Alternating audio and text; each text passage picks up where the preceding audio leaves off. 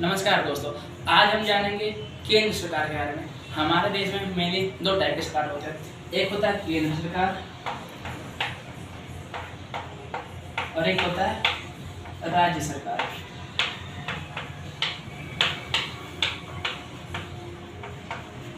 तो आज हम इस वीडियो में केंद्र सरकार के बारे में पूरी जानकारी लेंगे। तो हम केंद्र सरकार के बारे में 4 टॉपिक पढ़ेंगे, 4 इकाई पढ़ेंगे हम केंद्र सरकार के बारे में। पहली इकाई ये है, तो उसके अंदर हम संसद पढ़ेंगे। दूसरी इकाई हम विधान कार्यपालिका।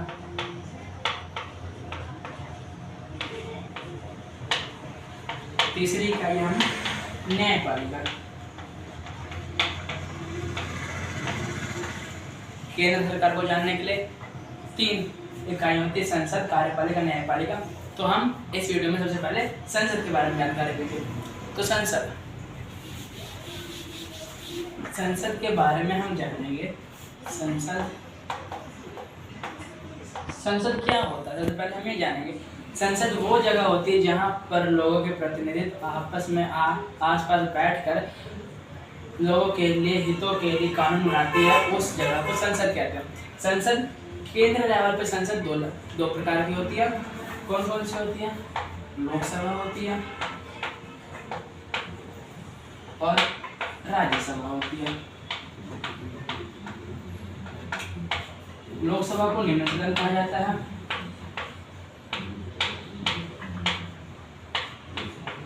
और राज्यसभा को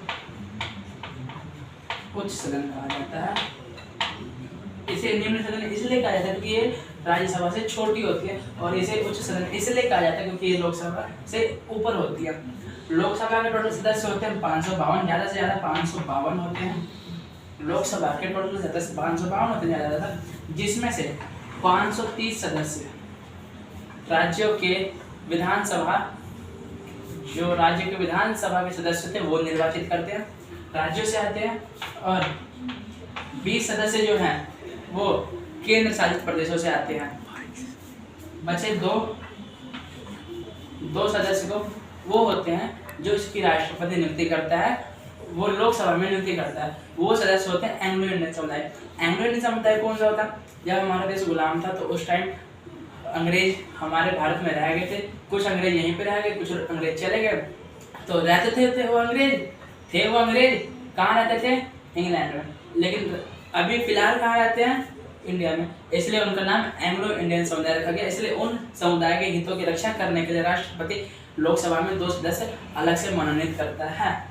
552 सदस्य लोकसभा के, जिसमें से 530 सदस्य आते हैं राज्यों से और 20 सदस्य आते हैं केंद्र शासित प्रदेशों से, और 2 सदस्य की नियुक्ति करता है राष्ट्रपति।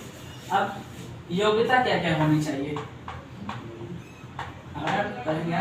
राज्यसभा का, लोकसभा का सदस्य जब हम बनेंगे तो उसके लिए योग्यता क्या क्या चाहिए? उसके लिए योग्यता चाहिए कि वो भारत का नागरिक होना चाहिए, इंडिया का सिटीजन होना चाहिए, वो किसी भी सरकारी पद पर नहीं होना चाहिए, वो पागल नहीं होना चाहिए, उसके ऊपर ज़्यादा कर्जा नहीं होना चाहिए, वो 25 वर्ष का होना चाहिए। अगर लोकसभा का सदस्य बनना है तो कम से कम आयु 25 वर्ष की होनी चाहिए हमारी। ये सब योग्यता है लोकसभा के सदस्य बनने के लिए। अब पता लगे योग्यता क्या क्या होती है। अब लोकसभा के अध्यक्ष कौन होते हैं? हर राज्य में अलग अलग लोकसभा सीटें होती है। जैसे यूपी में है 80 लोकसभा सीटें, बिहार में है 40 लोकसभा सीटें। इसी तरीके से हर राज्य में अलग अलग लोकसभा सीटें होती हैं। और हम जानेंगे कि लोकसभा के जो मेंबर्स होते हैं उनकी वेतन कितनी होती है। उनकी वेतन लोकसभा और राज्यसभा के सदस्य आपस में एक मीटिंग करते हैं और उससे एक फैसला निकलता है कि लोकसभा के सदस्यों का कितना वेतन रहेगा, कितने भत्ते मिलेंगे, कितनी छुट्टियां मिलेंगी, कितने फैसिलिटीज मिलेंगे। वो सारा कुछ लोकसभा और राज्यसभा के सदस्य आपस में मिलकर बात करते हैं। अब बात आती है जब 552 सदस्य बैठेंगे वहाँ पे, तो उनका कोई लीडरशिप भी तो होना चाहिए। कोई लीडरशिप भी तो करना जरूरी है उसमें। तो वो करेंगे। तो उसमें क्या करते हैं, लोकसभा के अध्यक्ष बनने में जो 552 सदस्य होते हैं लोकसभा में, सारे सदस्य आपस में मिलजुल कर एक अध्यक्ष की नियुक्ति करते हैं जिसका नाम होता है स्पीकर।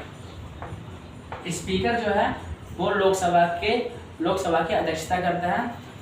अब स्पीकर का काम क्या रहता है? स्पीकर का काम होता है कि सदन में जो कार्यवाही चल रही है, जो लोकसभा में कार्यवाही चल रही है, उनमें अनुशासन बनाए रखना। अगर जो व्यक्ति अनुशासन भंग करता है उसको सदन से बाहर निकाल सकता है स्पीकर।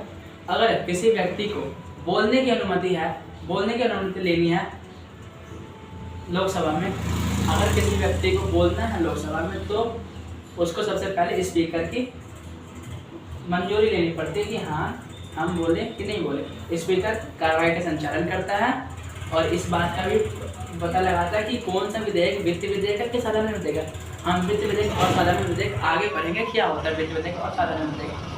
तो आप पता चल गया लोकसभा क्या होता है। लोकसभा में सीटें कितनी होती है? 552। लोकसभा के अध्यक्ष बनने के लिए लोकसभा का अध्यक्ष कौन होता है? स्पीकर। लोकसभा का सदस्य बनने के लिए क्या क्या योग्यता चाहिए ये भी पता लग गया। अब हम चलते हैं राज्यसभा के ऊपर। राज्यसभा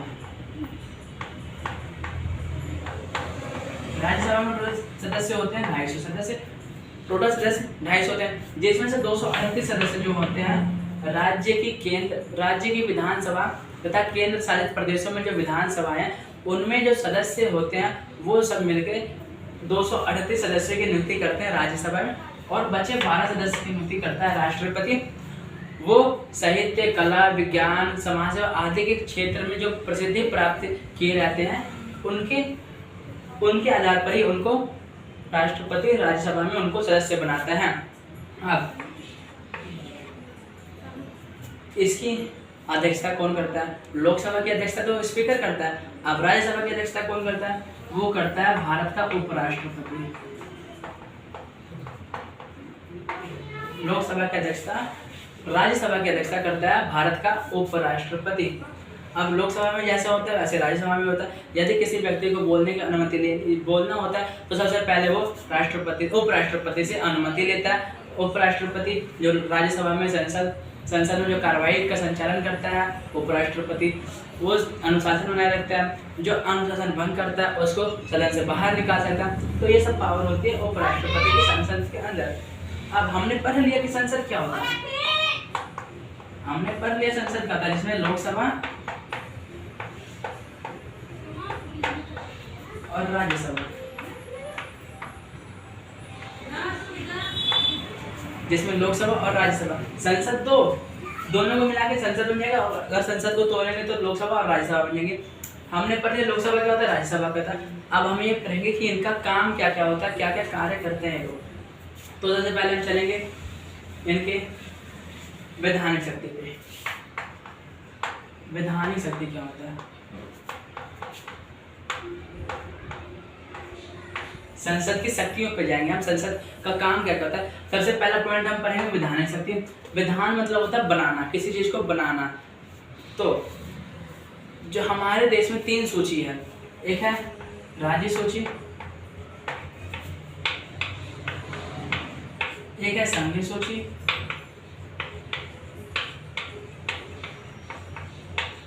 एक है समवर्ती सूची।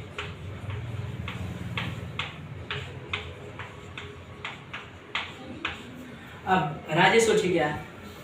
राज्य सूची में अलग अलग कानून वर्णित होते हैं। अलग अलग कानून जैसे कि कृषि का काम कैसे होगा, बिजली का काम कैसे होगा, वो राज्य के अंदर आता है। तो अब जो राज्य सूची के अंदर जो कानून होते हैं उस पर खाली राज्य सरकार ही कानून बना सकती है, उसमें केंद्र सरकार का हाथ बिल्कुल नहीं होता है। जो संघीय सूची होती है उसमें खाली केंद्र सरकार कानून बना सकता है, राज्य सरकार उसमें हस्तक्षेप बिल्कुल नहीं कर सकता। और जो समवर्ती सूची होती है उसमें राज्य सरकार और संघ और केंद्र सरकार दोनों मिलकर कानून बनाती है। लेकिन जब समवर्ती सूची में जो वर्णित कानून है, कभी कभी जब इन दोनों राज्य सरकार और केंद्र सरकार के बीच मतभेद पैदा हो जाता है तो उसका फैसला कौन करता है? केंद्र सरकार, क्योंकि केंद्र सरकार के फैसले को आखिरी फैसला माना जाता है।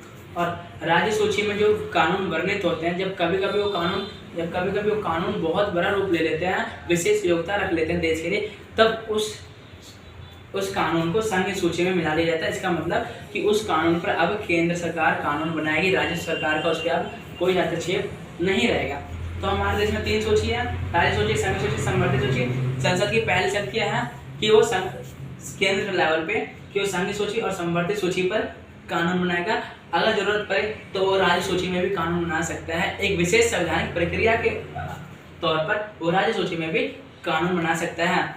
अब अगला पहला पॉइंट पर लिए विधायन शक्ति। अब दूसरा पॉइंट पर है कार्यपालिका शक्ति कि उनका कार्य क्या क्या रहता है।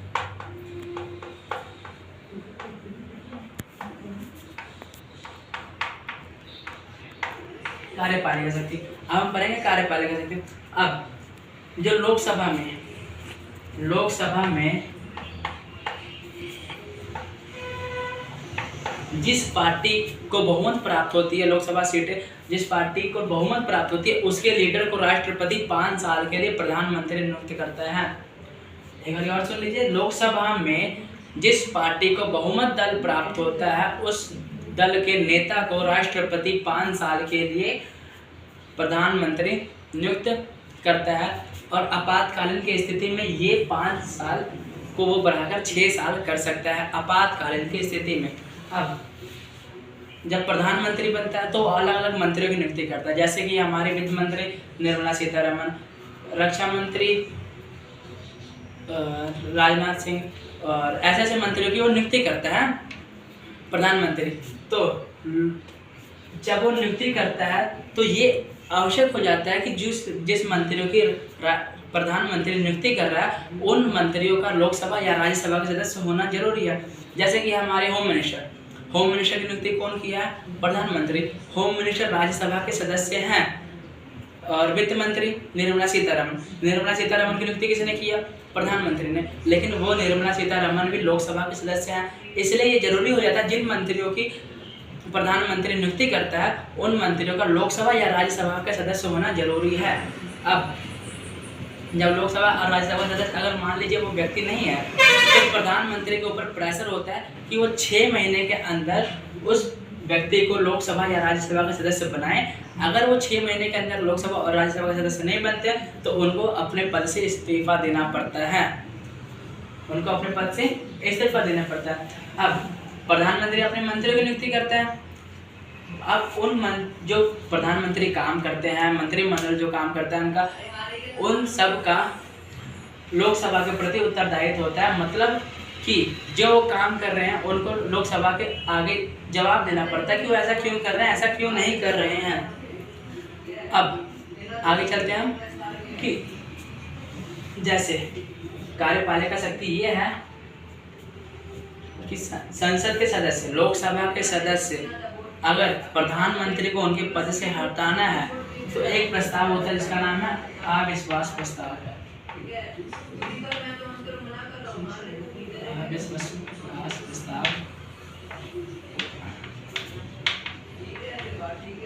ये एक ऐसा प्रस्ताव है जिसके अनुसार प्रधानमंत्री को उनके पद से इस्तीफा देना पड़ता है।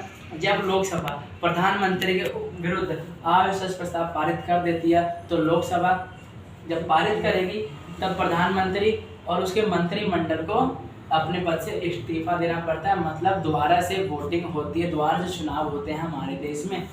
अब ये तो हो गया प्रधानमंत्री को हटाने वाला काम। अब उनके ऊपर नियंत्रण रखने वाला काम कौन कौन सा होता है? अब उनके पास भी 2-3 प्रस्ताव होते हैं, जैसे स्थगन प्रस्ताव हो गया। इस प्रस्ताव के द्वारा वो किसी विशेष जगह पर उनका ध्यान आकर्षित कर सकते हैं। इस प्रस्ताव द्वारा वो उनके ऊपर नजर रखते हैं। अब अगला प्रस्ताव है प्रश्न पूछकर।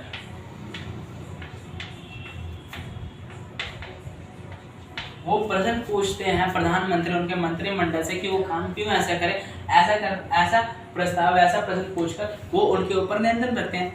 ऐसे ही आ जाएगा निंदा प्रस्ताव।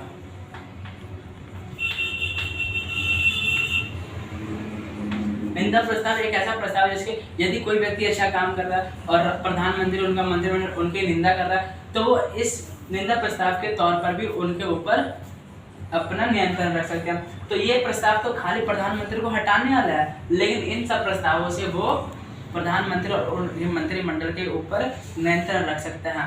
तो ये हो गया हमारा कार्यपालिका शक्ति। अब हम पढ़ेंगे वित्तीय शक्ति। वित्तीय शक्ति क्या होता है?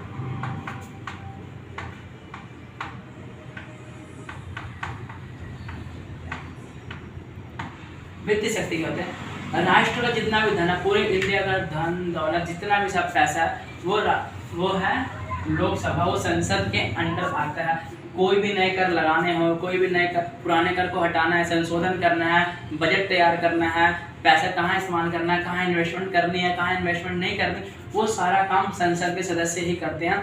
मतलब जो राष्ट्र का सारा धन है वो आता है संसद के अंदर। संसद ही ये निर्णय करती है कि किस प्रकार धन का उपयोग किया जाएगा।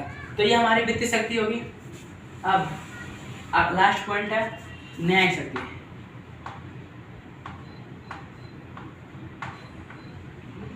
न्यायिक शक्ति हम पढ़ेंगे। जैसे संसद को, प्रधानमंत्री को तो उनके पद से हटाने का पावर है अविश्वास प्रस्ताव द्वारा, वैसे ही जो संसद है वो राष्ट्रपति को भी हटा सकती है उनके पद से। जैसे अब राष्ट्रपति को हटाने के लिए महाभियोग चलाया जाता है। राष्ट्रपति को हटाने के लिए उनके ऊपर महाभियोग चलाया जाता है। अब मान लीजिए संसद के 2 सदन है, लोकसभा है और राज्यसभा है। अगर लोकसभा ने राष्ट्रपति के विरुद्ध महाभियोग पारित करता है, अगर लोकसभा महाभियोग पारित करता है राष्ट्रपति के विरुद्ध, तो उसकी, अगर मैं मान लो कह दूं किसी को कि वो व्यक्ति चोर है, तो आप मान तो नहीं लोगे ना कि वो व्यक्ति चोर है। उसके ऊपर मैं कुछ प्रूफ दिखाऊंगा तब ना आप मानोगे वो चोर है। जब महाभियोग पारित करेगा लोकसभा राष्ट्रपति के ऊपर, तो उनके लिए कुछ प्रूफ भी तो होना चाहिए। वो प्रूफ एकत्रित करेगा राज्यसभा। अगर लोकसभा बोलेगा, लोकसभा ने महाभियोग पारित किया है, तो उसका निर्णय, उसका जो जांच पड़ताल है वो करेगा राज्यसभा। अगर राज्यसभा ने महाभियोग पारित किया राष्ट्रपति के विरुद्ध, तो वो सारी जांच पड़ताल करेगा लोकसभा की, हाँ सच में राष्ट्रपति ने कुछ ऐसा काम किया है कि उनको अपने पद से इस्तीफा देना पड़े।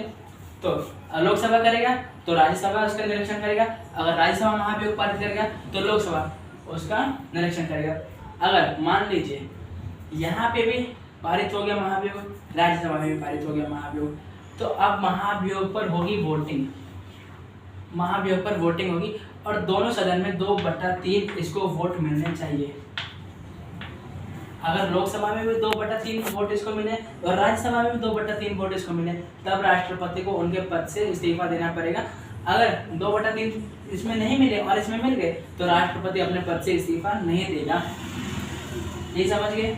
राष्ट्रपति को हटाने की पावर भी होती है संसद के पास। लोकसभा महाभियोग पारित करेगा तो राज्यसभा निरीक्षण करेगा। अगर राज्यसभा महाभियोग पारित करेगा तो लोकसभा निरीक्षण करेगा। और अगर दोनों में महाभियोग पारित हो गया तो दोनों में वोटिंग होगी और दोनों में 2/3 वोट चाहिए। अगर दोनों में 2/3 वोट मिल जाएगा तो राष्ट्रपति को हटाया जा सकता है। तो ये पता चल गया राष्ट्रपति को हटाने के लिए। अब वैसे ही अगर राज्यसभा उपराष्ट्रपति पर, राज्यसभा उपराष्ट्रपति पर दोष लगा दे कि वो संविधान की अवहेलना कर रहा है, वो संविधान के विरुद्ध काम कर रहा है, तो राज्यसभा करेगा तो लोकसभा उसका निरीक्षण करेगी। और जब लोकसभा में पारित हो जाएगा कि हाँ उपराष्ट्रपति ने कुछ ऐसा काम किया है जो देश के हित के विरुद्ध है, तब बहुमत, इसमें ये नहीं होता, उसमें तो राष्ट्रपति वाले में क्या था कि 2/3 वोट चाहिए, लेकिन उपराष्ट्रपति में ये नहीं होता कि 2/3 वोट चाहिए। इसमें होता है कि बहुमत चाहिए। लोकसभा और राज्यसभा में दोनों दलों में बहुमत चाहिए। अगर बहुमत मिल जाती है तो उपराष्ट्रपति को उनके पद से हटा दिया जाता है। अगर बहुमत नहीं मिलेगी तो उपराष्ट्रपति को उनके पद से नहीं हटाया जाएगा। इसी प्रकार संसद के जो लोकसभा और राज्यसभा में, संसद के लोकसभा राज्यसभा राष्ट्रपति को आदेश देगा, राष्ट्रपति के आगे गुहार लगाएंगे कि वो जो हमारे सुप्रीम कोर्ट है, सुप्रीम कोर्ट के जज है, हाई कोर्ट के जज है, उनको भी हटाने की शक्ति होती है संसद के पास। वो भी विभिन्न प्रस्तावों द्वारा राष्ट्रपति को बताते हैं कि उन्होंने संविधान की अवहेलना की है। अगर राष्ट्रपति फिर निरीक्षण करता है, अगर दोषी पाए जाने पर सुप्रीम कोर्ट के जज को और हाई कोर्ट के जज को भी हटाया जा सकता है। तो यहाँ पे खत्म हो गया हमारा न्यायिक शक्ति। तो हमने पढ़ लिया कि संसद क्या होता है, संसद के सदन कितने होते हैं, लोकसभा होता है, राज्यसभा होता है।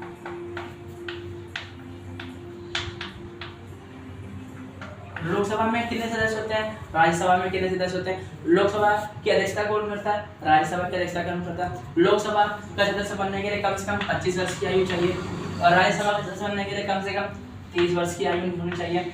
तो यही पढ़ लिए हम।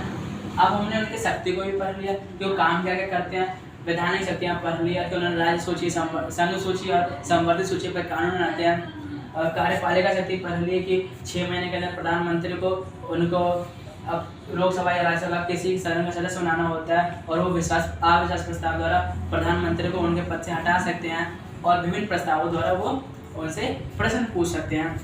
हमने वित्त शक्ति पढ़ लिया कि संसद का पूरे राष्ट्र के धन पर उनका अधिकार होता है कि कौन से नए कर लगाए जाएंगे, कौन से पुराने कर को हटाया जाएगा, कौन से करों में संशोधन किए जाएंगे। सारा पैसा संसद के अंतर्गत आता है। हमने न्यायिक शक्ति भी पढ़ लिया कि राष्ट्रपति को हटाने की शक्ति भी है संसद के पास, उपराष्ट्रपति को हटाने की शक्ति भी संसद के पास, भारत के सुप्रीम कोर्ट और हाई कोर्ट के जजों को भी हटाने की शक्ति है संसद के पास। अब एक आखिरी पॉइंट है जो मेन होता है संसद में कि कानून कैसे बनाया जाता है, विधेयक कानून कैसे बनता है। विधेयक वो होता है, कानून संबंधी प्रस्तावों को विधेयक कहा जाता है। विधेयक कानून संबंधी प्रस्ताव होती है, ये होता कानून है, लेकिन जब राष्ट्रपति का हस्ताक्षर मिल जाते हैं तो उसको कानून कहा जाता है। अगर राष्ट्रपति का हस्ताक्षर इस विधेयक पे हो जाएगा तो कानून बन जाएगा, अगर राष्ट्रपति का हस्ताक्षर नहीं हो तो वो विधेयक ही रह जाएगा। तो हम समझेंगे विधेयक क्या होता है।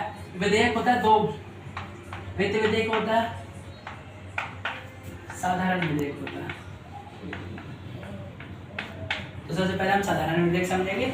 साधारण विधेयक क्या होता है, तो साधारण विधेयक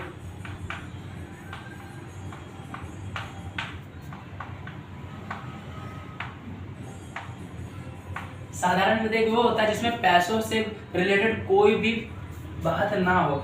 अगर पैसों से रिलेटेड कुछ भी बात होगी तो वित्त विधेयक बन जाएगी, और पैसों से रिलेटेड जो कोई बात होगी तो वित्त विधेयक बन जाएगी, और बाकी सारे जो विधेयक हैं वो साधारण विधेयक बन जाएंगे।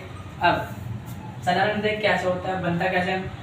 साधारण विधेयक संविधान में लिखा गया है कि साधारण विधेयक है वो लोकसभा या राज्यसभा में कोई भी सदस्य प्रस्ताव पेश कर सकते हैं। जैसे मान लीजिए लोकसभा में साधारण विधेयक को पास किया गया,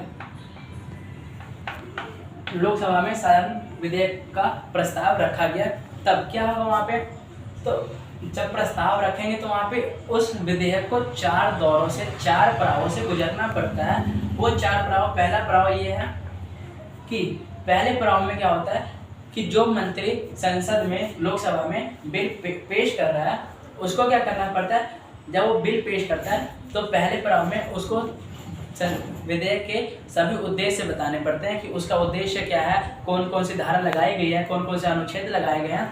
ये होता है पहला पड़ाव।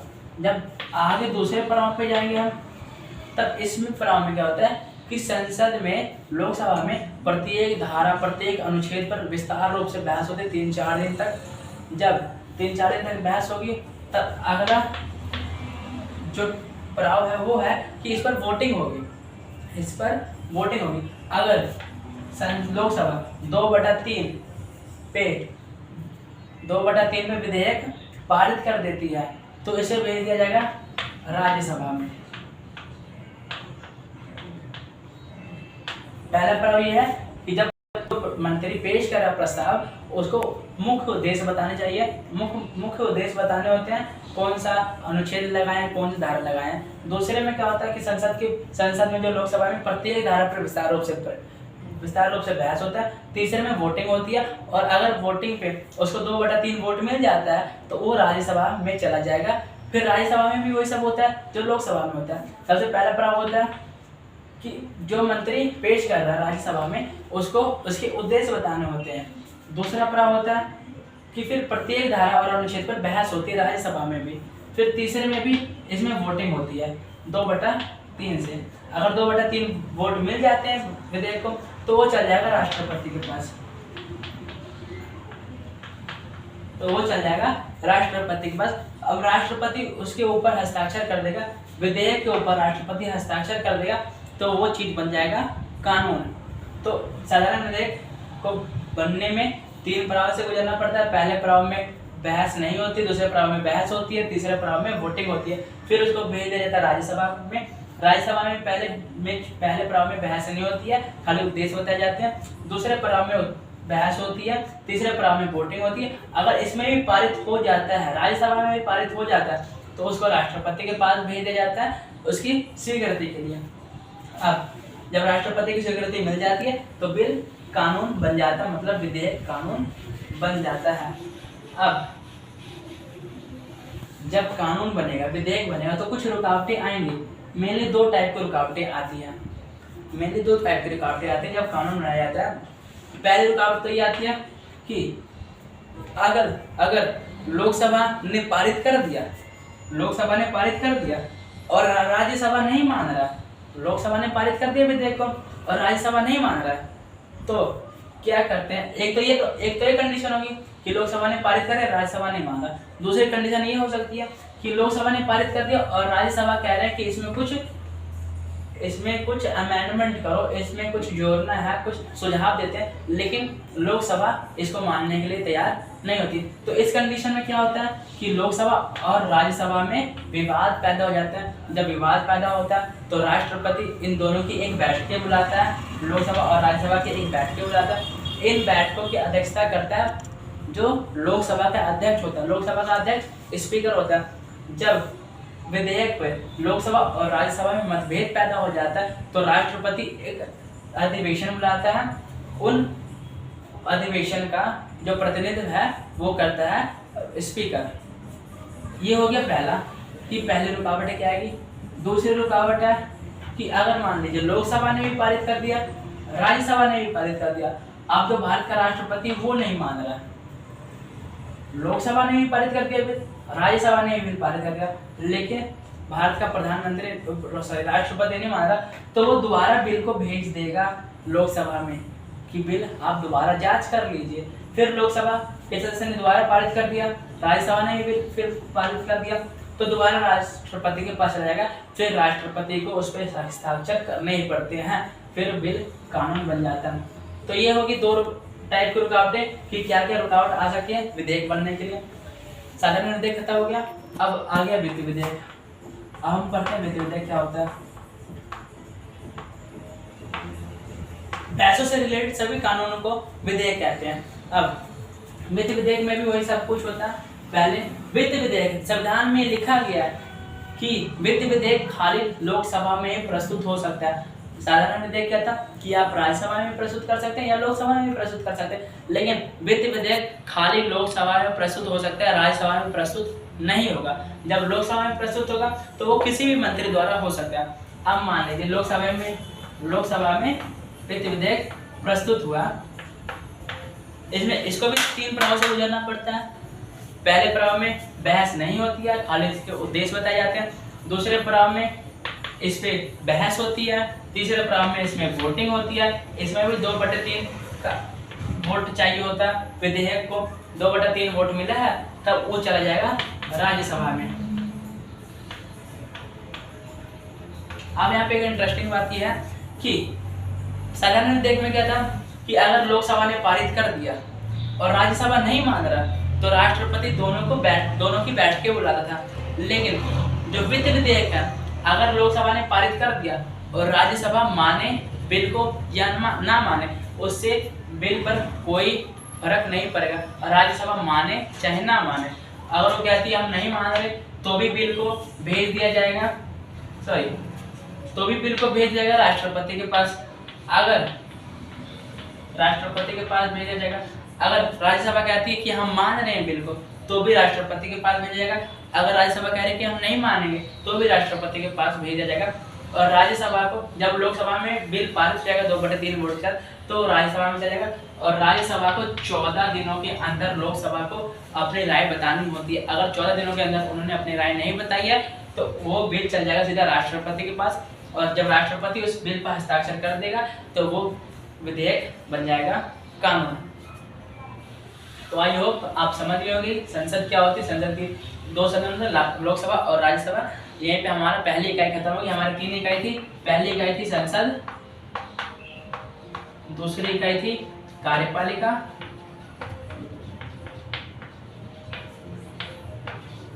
तीसरी इकाई थी न्यायपालिका। तो हमने इस वीडियो में कार्यपालिका संसद के बारे में पढ़ लिया।